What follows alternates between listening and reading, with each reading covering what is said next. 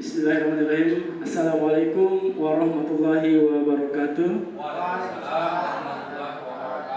Alhamdulillahirrahmanirrahim. Assalatu wassalamu ala rasulillahi Muhammad wa ala alihi wa ashabihi ajma'in. Rabbana afrika lana sabra wa tawaffal muslimin. Rabbi syrah li sadri wa yassir li amri wahlul 'uqdatam min lisani yafqahu qawli.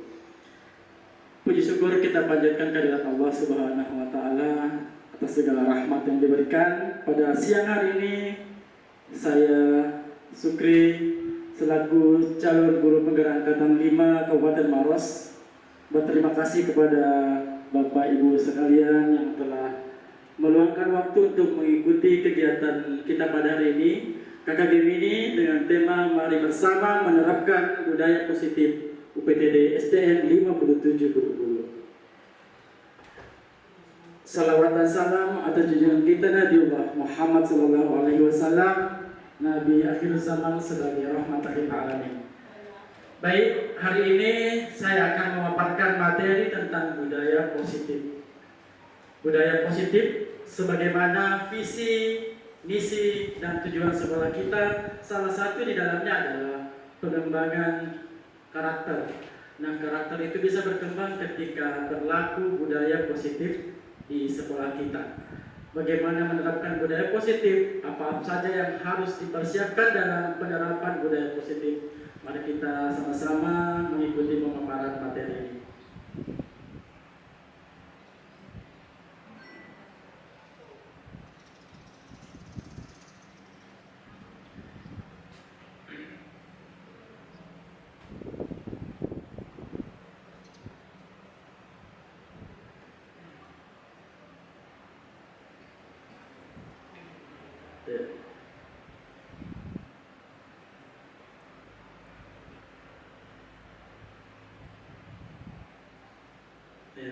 Salam dan bahagia. Budaya positif. Sebelum kita masuki materi budaya positif, ada pertanyaan pemantik yang sekaligus menjadi tujuan kegiatan kita pada hari ini.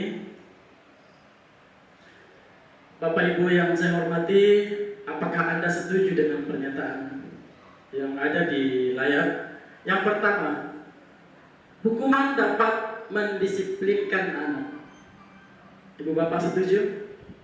Dengan memberikan hukuman kepada anak, maka anak bisa menjadi lebih disiplin. Bapak Ibu setuju?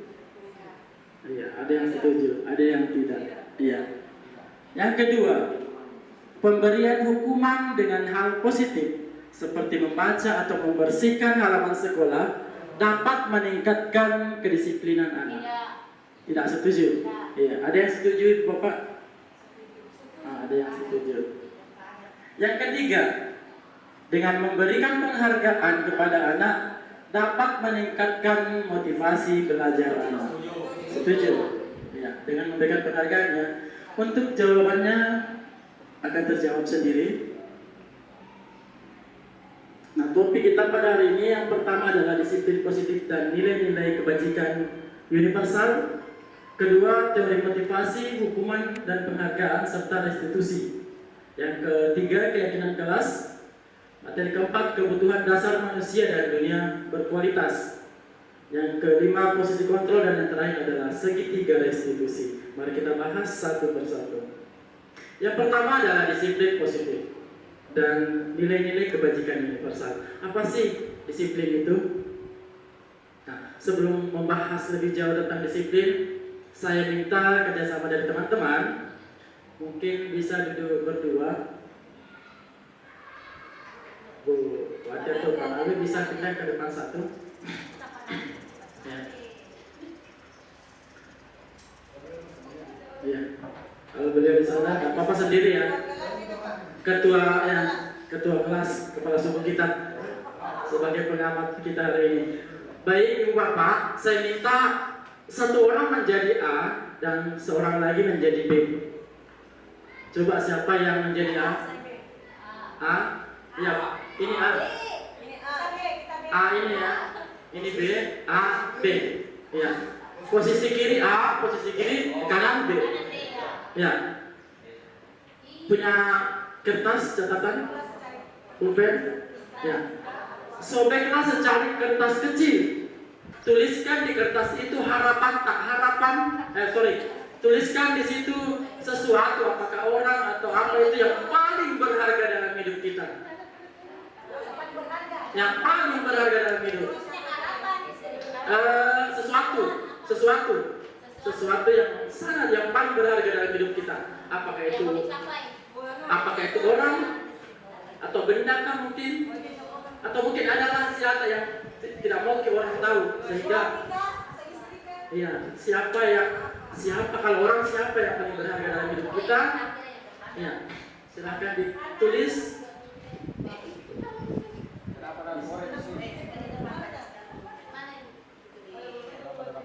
Sudah ya?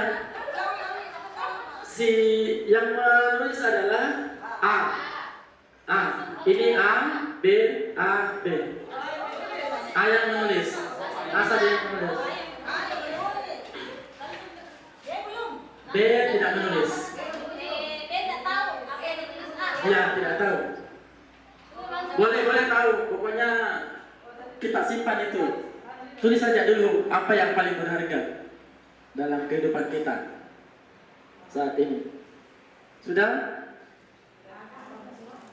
Kalau sudah, silakan masukkan ke genggaman, digenggam dengan kuat.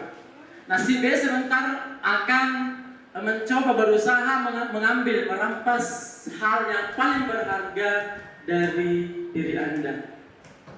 Si B mencoba merampas, apakah dia memaksa, membujuk, atau mengiming-imingi, ya. Apa yang akan dilakukan? Apakah ketika ibu bapak dipaksa akan memberikan hal yang paling berharga? Apakah ketika dibujuk mau memberikan hal yang paling berharga dalam hidup bapak ibu? Sudah, silakan digenggam. Si A tentunya berusaha dengan sebuah tenaga bagaimana ini bisa dipertahankan. Ya, silakan saya kasih waktu 2 menit untuk si B mengambil apa yang ada di genggaman si A dengan berbagai cara. Silakan.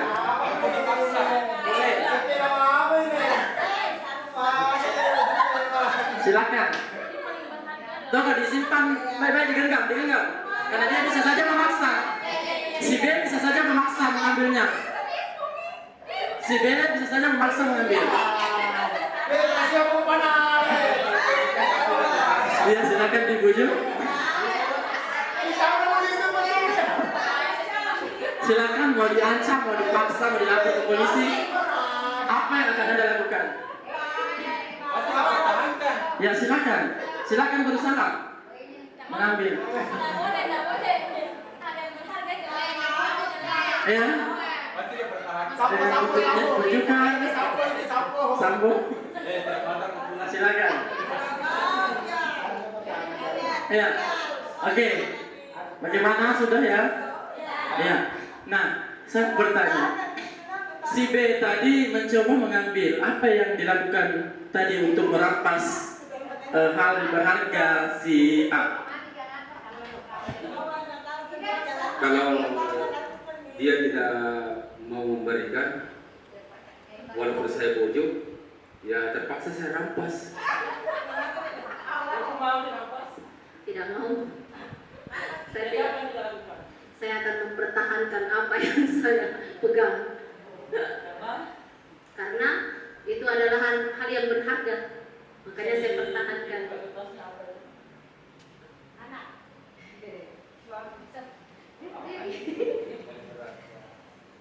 Nah, keluarga.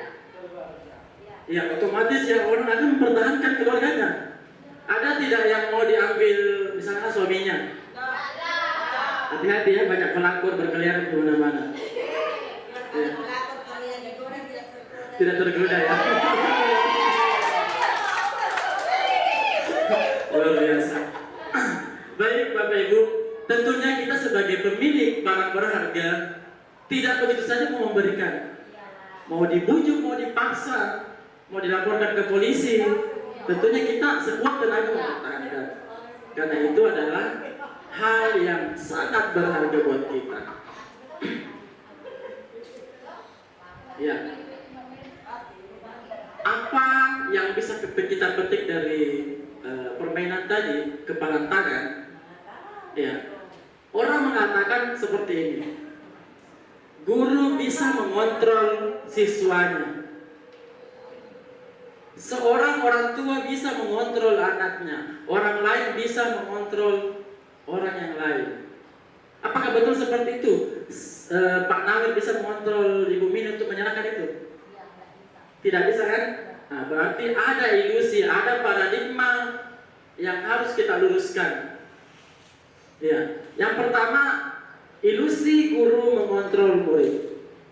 Guru mengontrol murid. Biasanya ketika murid ditinggalkan, bermain, keluar, nah, dengan paradigmanya bahwa saya bisa mengontrol murid saya. Datanglah sang guru ke kelas, menenangkan. Pada saat guru masuk di kelas, murid diam. Sang guru mengatakan bahwa dia sudah berhasil mengontrol siswanya. Apakah kondisi tenang itu akan bertahan ketika sang guru keluar? Tentu tidak.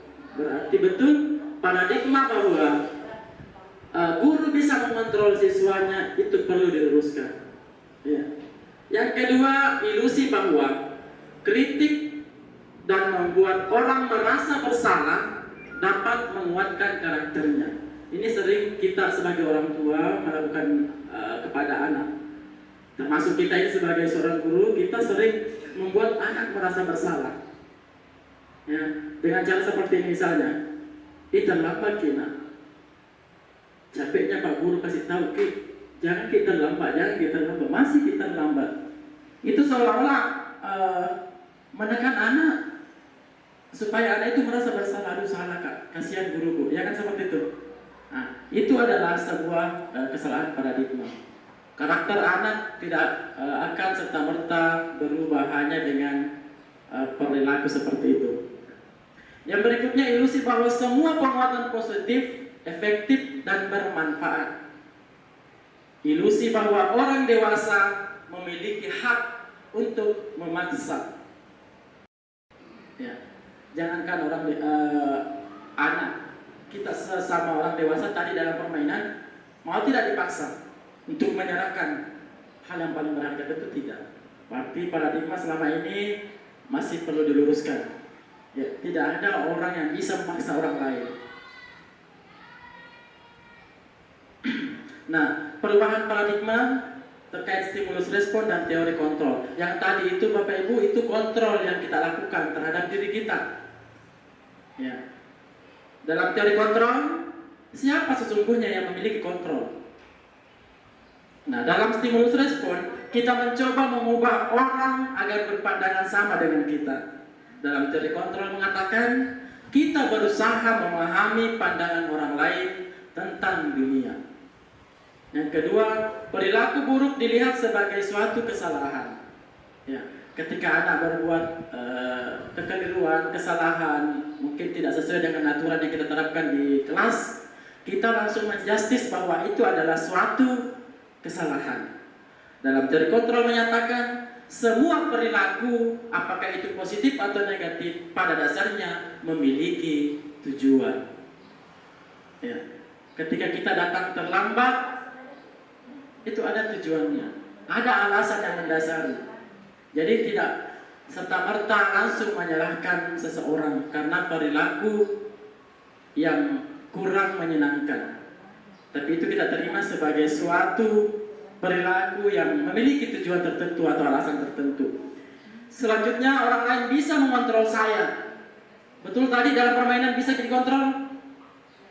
Bisa kita kontrol si B untuk menyerahkan itu? Tidak. Berarti hanya Anda, hanya kita yang bisa mengontrol diri kita. Ya. Jadi jangan beranggapan bahwa kita bisa mengontrol murid. Ya. Tapi murid itu sendiri yang bisa mengontrol dirinya. Jadi inilah yang akan kita upayakan, bagaimana anak itu bisa mengontrol dirinya sendiri, mengontrol perilakunya. saya bisa mengontrol orang lain, kebalikan dari yang tadi. Saya bisa, orang lain bisa mengontrol saya, sekarang saya bisa mengontrol orang lain. Nyatanya Anda tidak bisa mengontrol orang lain. Pemaksaan ada pada saat bujukan gagal. Tadi Pak Nabi sudah mengatakan, pada saat bermain, kalau saya bujuk tidak bisa, saya paksa. Ya. Kolaborasi dan konsesi menciptakan pilihan-pilihan baru. Kemudian model berpikir menang kalah. Itu yang selama ini kita pedomani. Kalau bukan menang, ya kalah. Dalam teori kontrol, menang. Tidak ada kata kalah. Nah, apakah makna disiplin? Disiplin dalam bahasa Latin berasal dari kata disiplina yang berarti belajar. Disiplin diri membuat orang menggali potensinya menuju sebuah tujuan, apa yang dia hargai. Jadi kedisiplinan semestinya mengajarkan anak untuk menghargai sesuatu yang berharga. Apa yang berharga? Ya, misalkan kehadiran, menghargai orang lain, jujur, itu semua hal yang berharga. Namun kenyataannya dalam budaya kita sehari-hari, kita selalu mengaitkan disiplin itu dengan kepatuhan. Iya, itu ya yang terjadi selama ini.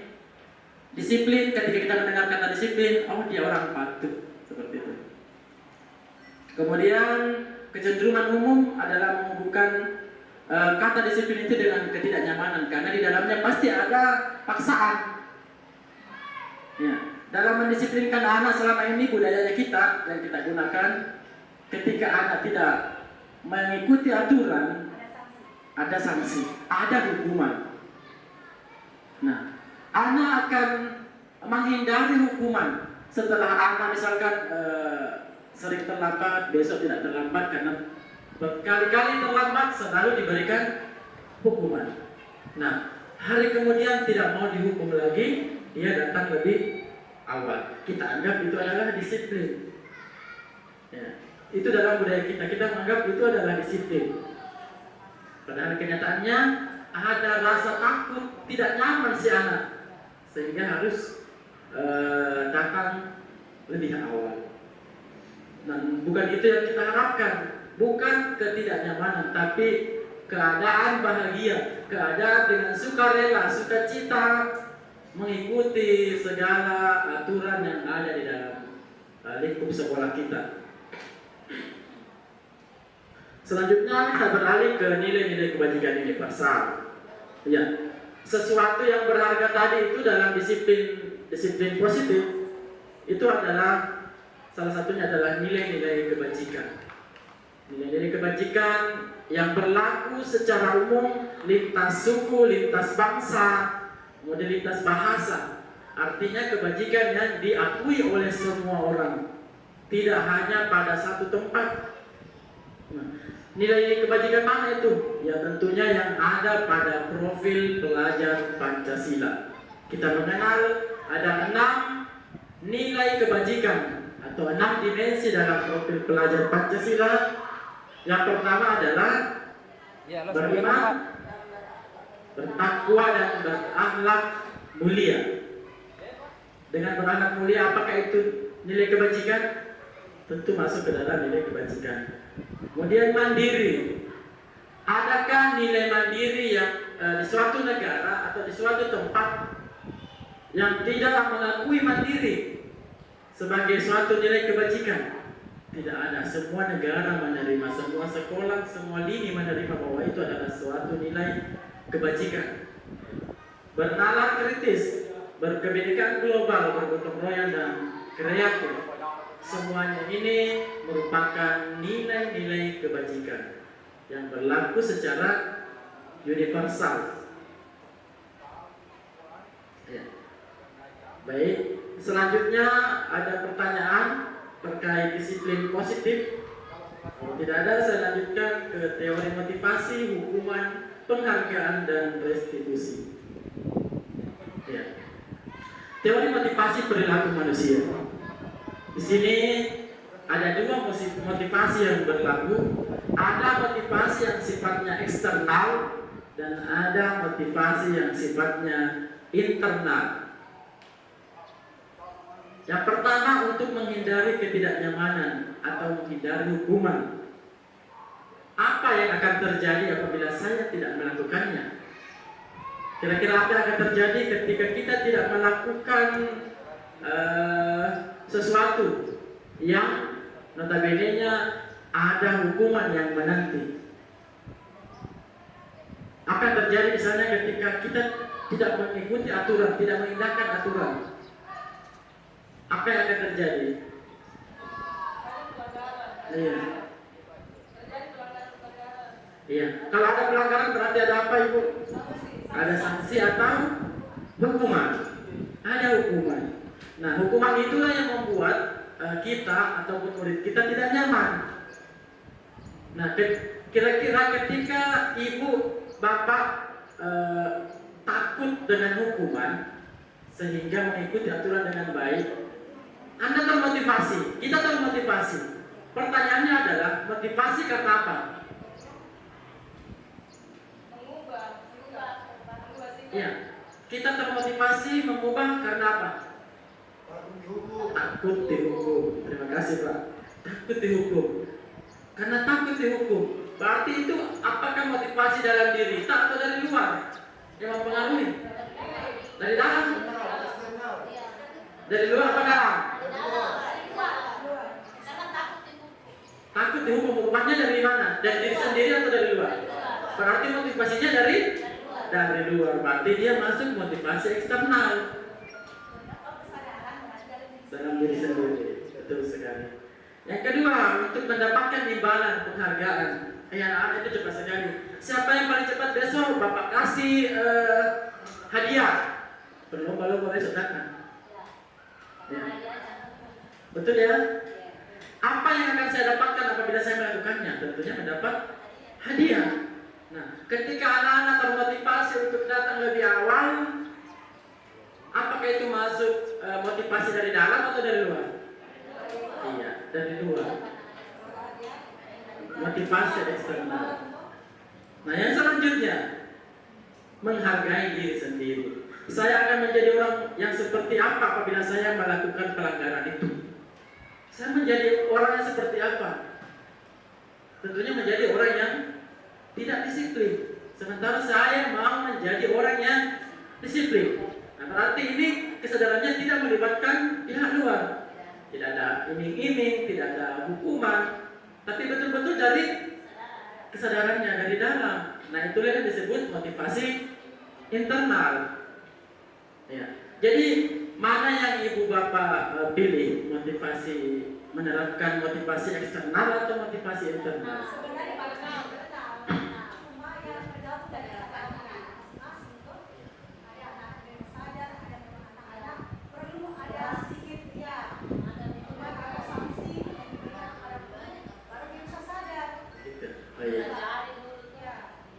Iya. Jadi motivasi internal itu sangat penting ya. Apalagi kalau di sekolah kita anak-anak sudah membudaya motivasi internal. Nah, selama ini memang kita masih melakukan motivasi eksternal karena masih ada hukuman, masih ada sanksi, konsekuensi yang kita berikan kepada anak sehingga mereka mau berubah. Nah, ada yang salah sebetulnya dalam perlakuan itu, pemberian hukuman dan sanksi. Nah, sebentar akan kita bahas lebih lanjut. Ya. Dan selanjutnya adalah dihukum oleh penghargaan. Tadi ibu bapak sering ya, tapi siapa yang sering memberikan penghargaan kepada anak, hadiah kah? Boleh, sering ya? Sering memberikan hadiah? Iya. Sebelumnya saya juga seperti itu. Ibu Wati nggak pernah betul. Bagus ya. Ada di tawas lah.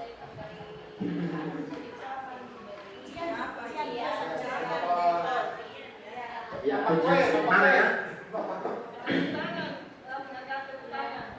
Ternyata ibu bapak, penghargaan itu menurunkan kualitas. Kenapa menurunkan kualitas? Coba. Misalnya saya mengajar di kelas Pak Darwis. Pak Darwis mengajar di kelasnya. Beliau selalu memberikan, selalu memberikan penghargaan misalnya. Ketika anak nilainya 100 dikasih hadiah. Kemudian ketika tenang dikasih hadiah. Bagaimana kalau beliau tidak ada? Tidak masuk kelas, saya menggantikan. Karena saya tidak menggunakan metode seperti itu, apa yang terjadi? Ya, anak-anak bisa kecewa. Selama ini kalau Pak Guru, Pak Darwis masuk, kasih hadiah kalau dapat 100 ki. Sekarang Pak Guru mengajar di depan, jangan karena kasih kita tepuk tangan, tidak kasih kita penghargaan. Begitu juga kalau dari kelas 3-nya selalu dikasih penghargaan. Kita tepuk tangan untuk si Marwa ini selalu datang tepat waktu. Hari ini dia datang paling cepat. Ibu kasih hadiah tempat pensi. Naik ke kelas 4, guru di kelas 4 tidak memperlakukan hal yang sama. Apa yang terjadi? Iya. Ya kan? Menurun toh kualitasnya anak menurun. Ada yang kecewanya, guru kayaknya tidak pernah kita kasih hadiah. Dulu guru di kelas 3 selalu kita kasih. Dapat 100 ki, rajin kita kasih ki nilai. Nah, kasih ki penghargaan. Bintang, ya. Biasa ya, Pak Hendra, kita menggunakan bintang. Sekalinya anak di kelas 5, kelas 4 tidak ada bintang. Tidak ada bulan. Selanjutnya,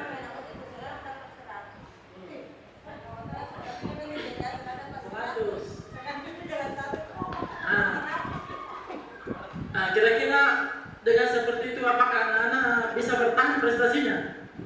Tidak kan? Karena dia merindukan yang dulu.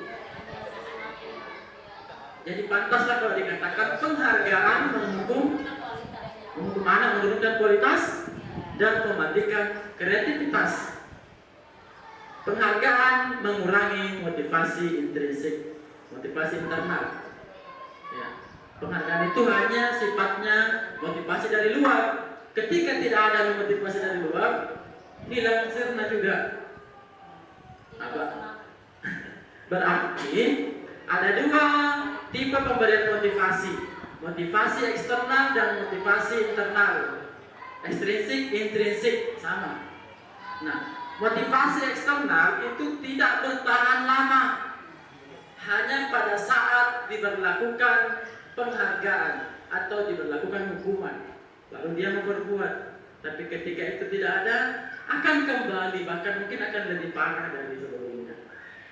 Sedangkan motivasi intrinsik itu dari dalam. Siapapun gurunya, bagaimanapun metodenya, karena memang sudah tertanam di dalam dirinya, saya ingin menjadi orang yang berhasil, saya ingin menjadi orang yang disiplin, saya menghargai diri saya menghargai cita-cita saya, maka saya harus berubah, saya menjadi orang yang disiplin. Jadi mari kita berusaha menanamkan motivasi intrinsik dalam diri peserta didik. Nah, setelah hukuman, penghargaan, sekarang masuk ke materi restitusi. Ya, ini mungkin yang baru. Awas ya, jangan salah prostitusi. Restitusi. Jangan lari ke prostitusi. Restitusi adalah proses menciptakan kondisi bagi murid untuk memperbaiki kesalahan. Jadi memperbaiki kesalahan bukan dengan memberikan hukuman atau sanksi, sehingga murid bisa kembali pada kelompok mereka dengan karakter yang lebih kuat. Restitusi juga merupakan proses kolaboratif yang mengajarkan murid untuk mencari solusi untuk masalah mereka. Jadi dalam restitusi, Ibu Bapak saya hormati, anak tidak dipaksa oleh guru, kamu harus seperti ini. Kamu sudah bersalah, maka yang akan kamu lakukan seperti ini. Tapi di sini memiliki harga diri. sehingga dia menghargai dirinya dan menghargai orang lain. Restitusi mencari kebutuhan dasar yang mendasari tindakan. Kenapa melakukan tindakan keliru? Kenapa berbuat kesalahan? Restitusi diri adalah cara yang paling baik. Restitusi fokus pada karakter bukan tindakan. Selanjutnya, restitusi fokus pada solusi. Solusi apa? Bukan fokusnya pada penebusan kesalahan. Dan yang terakhir adalah restitusi mengembalikan murid yang berbuat salah pada kelompoknya yang sebelumnya, yang tidak berbuat kesalahan. Ini adalah perbandingan antara hukuman, konsekuensi, dan restitusi. Dalam pemberian hukuman, sesuatu yang menyakitkan itu harus terjadi, karena terkadang kita memberikan hukuman itu dalam bentuk fisik. Biasa ya yang Bapak lakukan, pernah dilakukan. Ada yang pernah malah memberikan hukuman fisik, misalnya suruh berlari, berdiri, ada yang dipukul malah, ya, cubit, ya. Itu tentunya memberikan efek sakit kepada murid. Nah, dalam konsekuensi sesuatu harus terjadi. Jadi tergantung kita pola mana yang kita terapkan dalam melakukan penegakan disiplin. Kalau hukuman tadi ada sesuatu yang bisa membuat mereka merasa sakit. Apakah fisiknya, apatah lagi kalau psikisnya. Iya. Kalau konsekuensi, ketika Anda berbuat kesalahan, ada sesuatu yang harus dilakukan. Ini berarti ada kesepakatan. Apa kira-kira kalau terlambat itu biasa hukumannya? Menyapu di halaman. Apakah ada pengaruhnya atau ada hubungannya dengan pembelajaran hal itu? Ada hubungannya. Ketika anak terlambat, sudah belajar matematika, dikasih konsekuensi menyapu di halaman. Di mana korelasi antara menyapu dengan perkalian? Tidak ada bayang?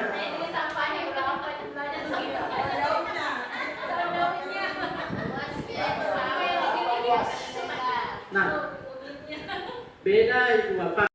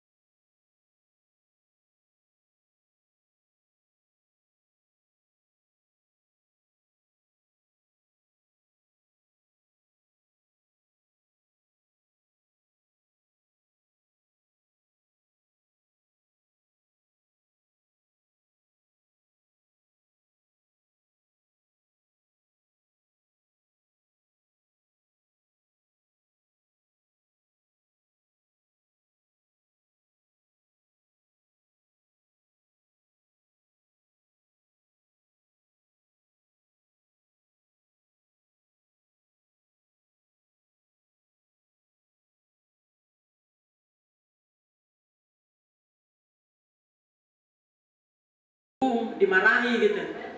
Jadi kita memberikan kata-kata. Misalkan, Pak, saya terlambat Pak karena saya tadi membantu orang tua. Iya nak, kita bisa menyampaikan kata-kata seperti ini. Iya nak, terlambat itu manusiawi. Bapak juga pernah terlambat. Ya, itu menstabilkan identitasnya. Iya, jadi anak-anak tidak merasa dihakimi. Nah, itu langkah pertama, menstabilkan identitas. Yang kedua, validasi kebutuhan. Saya sering terlambat juga dan ada ruangan penyesalan. Ada ruang penyesalan ya. Ya, validasi kebutuhan. Kamu tentu punya alasan mengapa kamu melakukannya. Iya Pak, karena pagi itu saya harus bantu orang tua dulu mengantarkan makanan ke sawah, mengantarkan makanan untuk bapak ke sawah. Tindakan validasi kebutuhan. Tindakan terakhir adalah menanyakan keyakinan. Apa kamu tahu keyakinan di kelas kita? Kesepakatan kelas kita? Iya Pak, kita tidak boleh datang terlambat. Ya, kalau kamu yakin dengan itu, apa yang akan kamu lakukan untuk merubahnya? Seperti itu. Ya, jadi diberikan pertanyaan, menanyakan keyakinan, nilai-nilai apa yang telah kita sepakati. Kamu ingin menjadi orang yang seperti apa? Orang yang terlambat atau orang yang disiplin? Itu kan dikasih pilihan. Saya mau jadi orang disiplin. Nah, kalau kamu mau jadi orang disiplin, apa yang akan kamu lakukan untuk merubah kesalahanmu, untuk memperbaiki kesalahanmu? Jadi anak-anak diberi kesempatan untuk memilih sendiri solusi bagi dirinya, tanpa harus guru yang memberikan solusi sehingga terkesan memaksa. Ya. Ini ada contoh kasus. Sabrina hari itu bangun terlambat dan terburu-buru sampai di sekolah. Dia pun akhirnya sampai di gerbang sekolah, tapi baru menyadari kalau tidak menggunakan sepatu hitam seperti tertera di peraturan sekolah. Di depan pintu kelas, Bapak Lukman memperhatikan sepatu Sabrina yang berwarna coklat.